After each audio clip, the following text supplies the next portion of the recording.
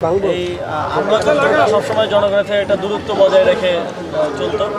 তো আমরা মনে করি যে তারাও জনগণের সেবক হিসেবেই নিয়োগ পেয়েছেন এবং সেই সেবাটা যেন তারা জনগণকে দেন এবং জনগণের পাশে দাঁড়িয়ে সেটা দেন, কোনো প্রভুত্বমূলক কোনো জায়গায় না থেকে ওই দূরত্বটা যাতে কমিয়ে আনা যায় মাঠ প্রশাসন সরকারের সাথে জনগণের, সেটার জন্য আমরা আরও সামনে পলিসি লেভেলে কাজ করব।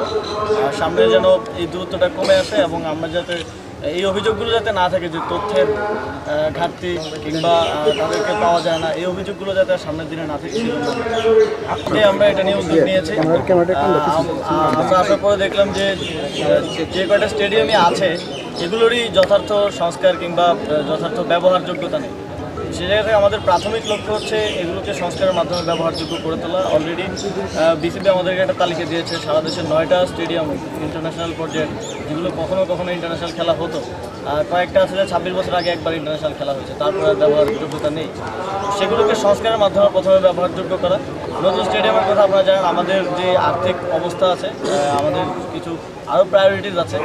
তো সেই জায়গা থেকে আমরা নতুন কিছু তৈরি করার আগে আমাদের যে বর্তমান এক্সিস্টিং যেগুলো আছে সেগুলোকে উপযুক্ত করে গড়ে তুলবো এবং একই সাথে বাফুফেকেও আমরা নির্দেশনা দিয়েছি যে আপনারাও একটা তালিকা দেন যে ফুটবল স্টেডিয়াম কোনগুলোকে আমরা আবার রিভাইভ করতে পারি, খেলার উপযুক্ত করতে পারি।